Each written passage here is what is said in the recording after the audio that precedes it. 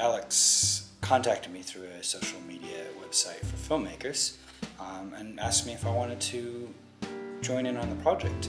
I thought that sounded great because basically I love to do film, and I normally do sort of fictional narrative type films, so doing a documentary is a nice little change of pace. I've done a few before, but it's not the normal thing I usually do, so I was pretty excited just to jump on board and help someone out with their project. Alex et moi, on s'est rencontrés sur un réseau social qui s'appelle Stage 32, spécialisé sur le cinéma. I was invited to this project by Alex Pab. I really liked his idea of making a film about the software world. So we talked, and after reading the details, I was excited enough to start the pre-production immediately. I decided to get involved in this project because it was a great opportunity for me. I've never done this kind of filming before. I've always been settled in one country, one position, one place, one director, because everyone have different styles. But then yet again, just creating something different throughout the whole world and just put it together, I think it's a really good idea. Travailler pour Alex sur ce projet de documentaire sur l'informatique, ça tombait bien dans mon agenda. C'était un projet avec un budget qui m'était accessible de suite.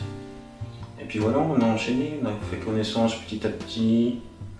Et voilà, peut-être pas à pas, on a monté le projet. He found me on stage 32 when the first time he texted me. Actually, I was surprised and at the same time I was flattered. Mostly because I'm a member of Stage 32. I had the same kind of vision of actually collaborating with people abroad in a kind of a project. And Alex advertised there that he was looking for people that had a Canon 7D, which I did. In the beginning, before I even committed to the project, I spoke to a couple of friends and people, and they all agreed, yes, go ahead, do it, it'll be fun, we'll be interviewed, don't worry. But when it came down to actually doing and sitting down and having an interview, it was pretty much embarrassing. At one stage I even organized some crew and I had a sound engineer, had some lighting going, and then nobody pitched. Just like everybody half an hour before the time said, no, we can't make it, can we make it scheduled for another time? The worst was scheduling it for another time and still nobody pitched. No, actually I found quite a few people to interview. It was not hard to find people to interview. It was, however, difficult to actually get the interviews done. Unfortunately, there's a lot of it's a normal thing, but there's a lot of conflicting schedules, and people drop out or can't make it, or just decide that they don't really want to have their face on a big movie screen and felt a little self-conscious. So I probably set up about a dozen interviews, ended up only getting about 2 of them after everything was said and done. The interviews I did get though, I was very happy with, so I wish I could have gotten more, but that's just how the cookie crumbles. Et c'était pas trop dur, je mettrai quand même quelques nuances. La principale difficulté que j'ai eue pour trouver du monde, c'est que j'ai un métier principal, un travail principal, et que je fais mes vidéos en dehors de ce travail. Not really. I posted something about it on my Facebook page, and the next day I received many replies from my friends who were interested in participating in this project. So the hard job indeed was choosing the best ones among them. In the beginning I struggled a bit finding people to interview because I don't know a lot about software, even though I use it every day in my work. But yeah, I had a few calls, I know. It was alright. Actually, it wasn't hard because my fiancé is a computer engineer, so I know so many people from that area. Il y avait 2 aspects, donc il y avait d'un côté les amateurs, j'entends par là les gens qui sont simples utilisateurs de l'informatique, et d'un autre côté il y avait les gens qui sont professionnels du milieu informatique. Alors pour les amateurs c'était assez facile de trouver du monde parce que leur avis sur l'informatique n'a que très peu d'importance sur leur travail, sur leur métier, alors que les professionnels du milieu de l'informatique, ils se posaient plus la question de savoir si leur avis personnel sur leur job pourrait porter la conséquence de leur carrière.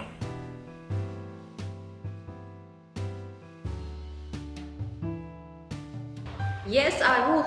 He was so understanding, patient, and helpful.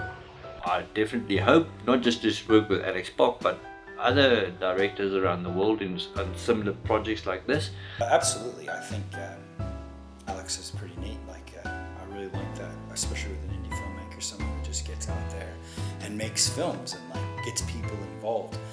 So many people who are filmmakers have a very low output and spend a lot of time talking about their dream projects, but never actually making the film. It's such an arduous process, and there's so many points along the way where you can just make an excuse to not do the film, and you'll do it later, or it's not perfect. But this guy, Alex he actually gets out there, makes the films, gets other people involved in making the films, and I really liked. I'm a big supporter of that kind of filmmaking. Si je travaillerais avec Alex Bock, encore une fois, ma foi, oui. Tout s'est bien passé et puis c'était très agréable. Definitely yes. Alex is a great director who produced this amazing international film with many second unit directors from all around the world. So it would be a pleasure for me to work with him again on another project. I would love to work with Alex. I think he's really talented. I've seen some of his work, and the fact that he found directors all over the world to create this film is just a really good idea.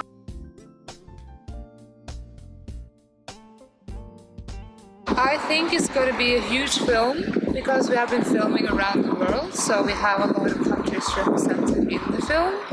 It looks really impressive.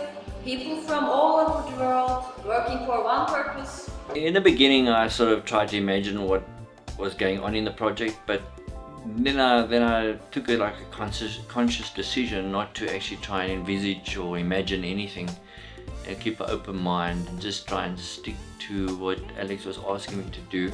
It's hard to know what to expect. There's going to be so many interesting points of view. So the finished product, I think, is going to be very complete and interesting. So I'm looking forward to it. J'aimerais aussi que ce reportage apporte quelque chose de positif à tous les intervenants. Je sais par expérience que de passer devant une caméra, surtout d'être diffusé soit sur grand écran, soit sur écran de télévision, ça peut changer la vie de quelqu'un, ça peut la changer beaucoup, ça peut changer seulement certains aspects. Et je resterai pour mon part en contact avec les gens que j'ai interviewés.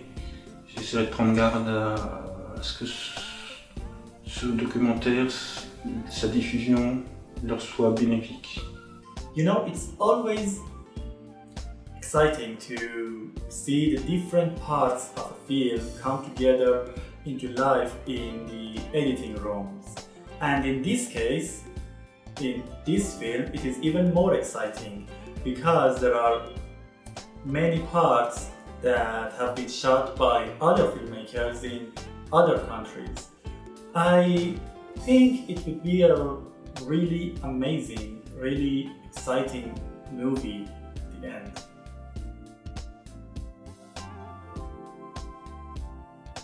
Film festivals are sometimes the only places to watch documentaries and short films. And the good thing about film festivals is that the people who go watch movies there are either professionals or those who are really interested in watching these kind of movies. Yeah, I would definitely come and represent this film in a film festival. That would be awesome. I love to travel, so yeah, if I get an invite, I will definitely come. Yes, with pleasure. I would definitely represent the festival here in Cape Town. I hope it will be entered into some of the festivals here and maybe in the country. Absolutely, I would represent this film at a festival. I'm very proud of the work that I put into it. I know the guys that I interviewed are very excited about it. There's only, I think, one local festival, Donald, as soon as there's a finished film, I'll definitely be approaching those guys to see about getting this film up on the big screen so people can enjoy it. And I'll be happy to take questions and all that. Ouais, bien sûr. Bien sûr, je présenterai ce film au festival en Europe.